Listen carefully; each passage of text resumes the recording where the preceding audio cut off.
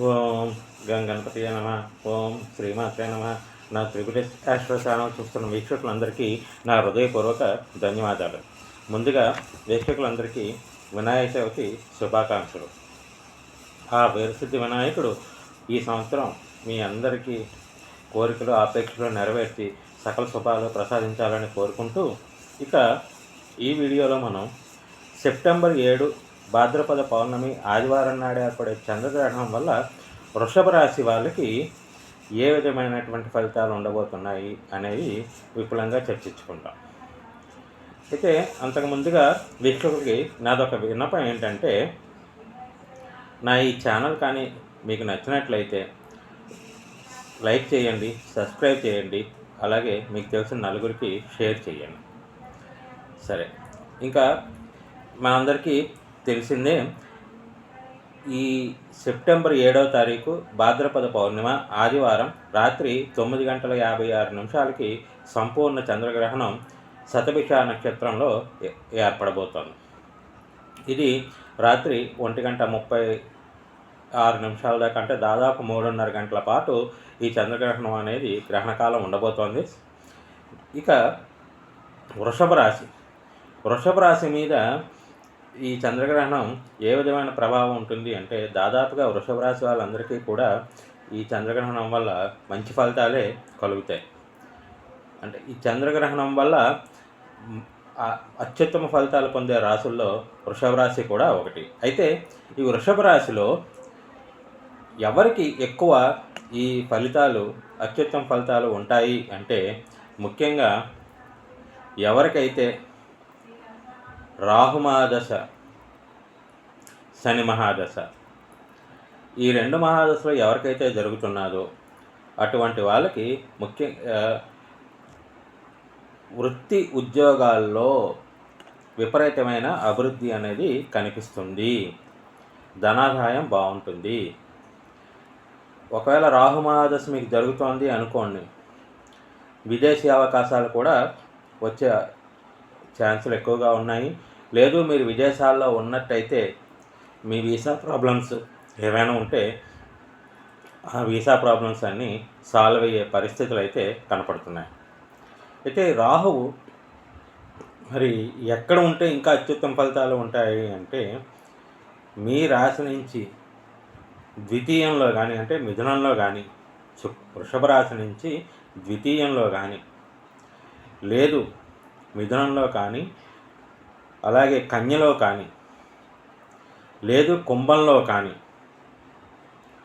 ఈ 3 రాసుల్లో కానీ మీ జన్మజాతకంలో రాహు ఉండి మీకు రాహు మహాదశ జరుగుతుంటే మీకు కెరీర్ పరంగా చాలా అద్భుతంగా ఉంటుంది. మరి మిగతా చోట్ల ఒకవేళ రాహు మహాదశ ఉంటే, రాహు ఉండి రాహు మహాదశ జరుగుతూ ఉంటే వాళ్ళకి ఉంటాయి ఫలితాలు, ఉత్తమ ఫలితాలు ఉంటాయి, కాకపోతే కొంచెం తక్కువ. ఈ 3 రాసుల్లో ఉండి రాహు మహాదశ జరుగుతున్న వాళ్ళకంటే కూడా వీళ్ళకి కొంచెం తక్కువ ఫలితాలు అనేవి జరుగుతుంది. మరి ఇటువంటి వాళ్ళు ఏ పరిహారం చేసుకోవాలి అనేది నేను వీడియో ఆఖరిలో వివరంగా చెప్తాను. సరే, ఇంకా శని మహాదశ. ఎవరికైతే శని మహాదశ జరుగుతుందో వీళ్ళకి ఉన్నత విద్యాపరంగా మంచి అవకాశాలు వస్తాయి. అలాగే కెరీర్ పరంగా మంచి అవకాశాలు ఉంటాయి. ఒకవేళ ఎవరైనా విదేశాల్లో ఉండి స్వదేశం వచ్చి స్థిరపడాలనుకుంటున్నారో వాళ్ళకు కూడా మంచి అవకాశం, ఇది మంచి సమయం. అదేవిధంగా వీళ్ళకి ధనాదాయం బాగుంటుంది. కుటుంబంలో ఏవైనా శుభకార్యాలు తలపెడితే అవి కూడా నిర్విఘ్నంగా నెరవేరే సమయం ఇది. అయితే ఈ శని మీ జాతక చక్రంలో తులలో కానీ, మకరంలో కానీ, కుంభంలో కానీ, లేదు మిథునంలో కానీ, కన్యలో కానీ ఉన్నా కూడా మీకు మంచి ఫలితాలు అనేవి కలుగుతాయి. ఒకవేళ ఈ శని ఈ రాశుల్లో ఎక్కడైనా ఉండి శని మహాదశ జరుగుతూ గురువు చే చూడబడుతుంటే ఇంకా మంచి అత్యుత్తమ ఫలితాలు అనేవి కలిగే అవకాశాలు ఎక్కువగా ఉన్నాయి. సరే, మరి ఒకవేళ మీకు చంద్రమాదశ జరుగుతోంది, వృషభ రాశిలో పుట్టిన వాళ్ళకి ఎవరికైనా చంద్రమాదశ జరుగుతుంటే, చంద్రమాదశ జరుగుతున్న విద్యార్థులకి చాలా బాగుంటుంది. విద్యార్థులు అనుకున్న విధంగా ఫలితాలు అనేవి వచ్చే అవకాశాలు ఎక్కువ ఉన్నాయి. ఒకవేళ ఎవరికైనా కుజమహాదశ జరుగుతూ ఉంటే, కుజమహాదశ జరుగుతున్న విద్యార్థులు మాత్రము కాస్త జాగ్రత్తగా ఉండవలను. వీరికి అనుకున్న ఫలితాలు వచ్చే అవకాశాలు, ముఖ్యంగా ఎవరైతే ఉన్నత విద్య కోసం విదేశాలకి వెళ్ళాలనుకుని ఆలోచనలో ఉన్నారో, లేదు ఉన్నత విద్యాభ్యాసంలో ఉన్నారో, ఇలాంటి వాళ్ళకి తాత్కాలికంగా కొన్ని ఆటంకాలు కలిగే అవకాశాలు ఎక్కువగా ఉన్నాయి. కాబట్టి విద్యార్థులు కొంచెం కుజమహాదశ జరుగుతున్న విద్యార్థులు ఎవరైనా ఉంటే వీళ్ళు కొంచెం జాగ్రత్తగా ఉండాలి. సరే, మరి ఒకవేళ గురుమహాదశ జరుగుతూ ఉంటే, ఈ వృషభ రాశిలో పుట్టి ఎవరికైనా గురుమహాదశ జరుగుతున్న జాతకులు ఉంటే, ఆ గురువు మీకు కర్కాటకంలో కానీ, ధనస్సులో కానీ, మీనంలో కానీ, లేదు వృశ్చికంలో కానీ, మేషంలో కానీ ఉండి ఎటువంటి పాపగ్రహ దృష్టి లేకుండా ఉంటే మీకు కూడా ఈ చంద్రగ్రహణం వల్ల మంచి ఫలితాలు కలుగుతాయి. ముఖ్యంగా కుటుంబ వృద్ధి, ఆర్థిక వృద్ధి, అలాగే మీరు ఏదైనా నూతన గృహ ప్రాప్తి, వాహన ప్రాప్తి, ఇలాంటి లాభాలన్నీ కలిగే అవకాశాలు ఎక్కువగా ఉన్నాయి. ఒకవేళ ఈ గురువు ఈ స్థానాల్లో లేదా మిగతా రాశుల్లో ఉండి ఏదైనా పాపగ్రహంతో చూడబడుతున్నా, ముఖ్యంగా రాహుకేతులతో కానీ చూడబడుతుంటే వీళ్ళకి ఆరోగ్యపరంగా చిక్కులు తలెత్తే అవకాశాలు ఉన్నాయి. అది కూడా తాత్కాలికంగానే, ఒక 6 నెలలు మాత్రమే. తాత్కాలికంగానే ఆరోగ్యపరమైన చిక్కులు కానీ, లేదు రుణబాధలు కానీ, లేదా మీ తలబెట్టిన కార్యక్రమాల్లో ఆలస్యం కానీ అయ్యే అవకాశాలు ఎక్కువగా ఉన్నాయి. మరి ఒకవేళ ఇంకా రవిమహాదశ జరుగుతుండొచ్చు. రవిమహాదశ జరుగుతున్న కృత్తికా నక్షత్ర జాతకులు, వృషభ రాశిలో పుట్టిన కృత్తికా నక్షత్ర జాతకులకి ఆ రవిమహాదశలో పుట్టిన అంటే వాళ్ళు చిన్నపిల్లలు అయ్యి ఉంటారు. వాళ్ళకి కొంచెం బాలారిష్ట దోషాలు కలిగే అవకాశాలు ఎక్కువగా ఉన్నాయి. కాబట్టి ఆ బాలారిష్టకి మీ యొక్క, ఎందుకంటే లగ్నంలోనే, రాశిలోనే మీకు చంద్రుడు ఉంటాడు. మీ లగ్నాన్ని చూసుకుని దానికి తగ్గట్టు పరిహారాలు చేయించుకుంటే ఉపశమనం కలిగే సూచనలు ఎక్కువగా ఉన్నాయి. సరే, మరి మొత్తం మీద చూస్తే ఈ వృషభ రాశి వాళ్ళకి ఈ చంద్రగ్రహణం వల్ల ఎక్కువ మందికి అత్యుత్తమ ఫలితాలు అనేవి కనపడుతున్నాయి. సరే, మరి ఎవరికైతే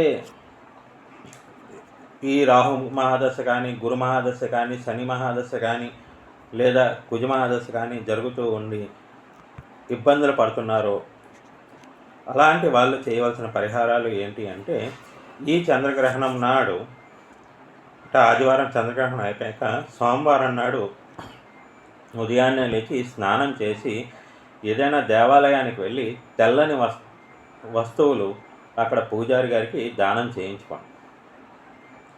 అలాగే ప్రతి సోమవారం కూడా ఈ చంద్రగ్రహ స్తోత్రం, దశశంఖ తుషారాభం క్షీర అన్న సంవత్సరం నమామి శశనం సోమం సంభోర్ మకటభూషణం, ఈ స్తోత్రం ఏదైతే ఉందో ప్రతి సోమవారం కనీసం ఒక 16 సోమవారాలు 108 సార్లు పఠించండి. గుడికి వెళ్ళినా పర్వాలేదు, లేదు మీ ఇంటిలో ఉన్నా పర్వాలేదు. అలాగే ప్రతి సోమవారం శివాలయానికి వెళ్ళి మీ పేరు మీద అభిషేకం చేయించుకునే ప్రయత్నం చేయండి.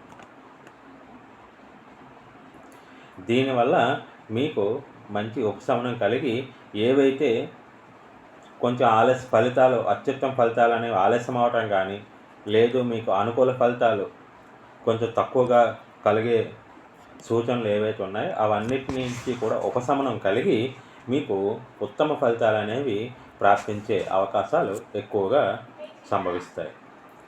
ఇంకా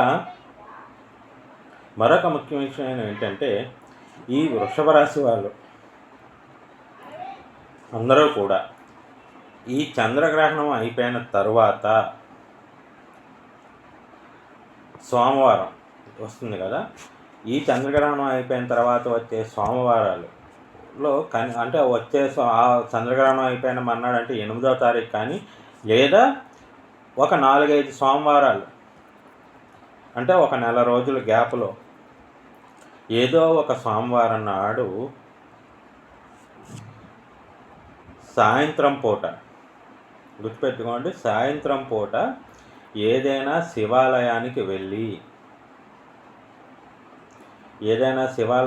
వెళ్ళి అక్కడ 3 ఒత్తులతో 2 ప్రమిదల్లో ఒక్కొక్క దాంట్లో 3 ఒత్తులు వేసి అందులో నువ్వుల నూనె వేసి అక్కడ రావి చెట్టు ఉంటే రావి చెట్టు దగ్గర దీపారాధన చెయ్యండి.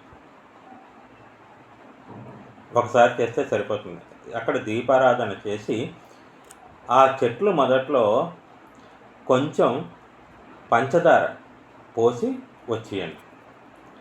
దీనివల్ల ఏమవుతుంది అంటే వృషభ రాశి వాళ్ళకి ఎవరైనా ఆర్థిక ఇబ్బందులతో బాధపడుతుంటే చాలా మటుకు ఈ పరిహారం వల్ల, ఈ చంద్రగ్రహణం ఎఫెక్ట్ వల్ల ఉపశమనం అనేది కలుగుతుంది.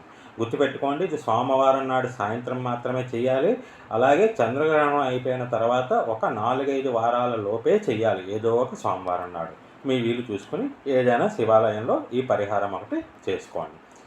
సరే, ఇక ఎవరికైనా వ్యక్తిగత సమస్యలు ఏమైనా ఉంటే, కుటుంబ సమస్యలు కానీ, వివాహ సమస్యలు కానీ, అంటే వివాహం ఆలస్యం అవటం కానీ, లేదా కుటుంబంలో మనస్పర్ధలు కానీ, లేదా విడాకులు అయ్యి ద్వితీయ వివాహం కోసం ఎదురు చూస్తున్న వాళ్ళు కానీ, ఇలాంటి సమస్త సమస్యలకి, లేదా ఉద్యోగ సమస్యలు కానీ, ఆర్థిక సమస్యలు కానీ సులభతరమైన పరిష్కారాల కోసం నన్ను సంప్రదించదలుచుకుంటే వ్యక్తిగత జాతక పరిశీలన కోసం నా వాట్సాప్ నెంబరు డిస్క్రిప్షన్లో ఇస్తాను, దాని ద్వారా నన్ను సంప్రదించగలరు. అలాగే వీక్షకులకి మరొక చిన్న విన్నపం ఏంటంటే, నేను చేసే ఈ ప్రయత్నం మీకు నచ్చినట్లయితే మరొక్కసారి మీ అందరికీ విన్నపం, నా ఈ ఛానల్ని సబ్స్క్రైబ్ చేయండి, లైక్ చేయండి, ఆదరించండి. ఓం గణాధిపతియే నమః.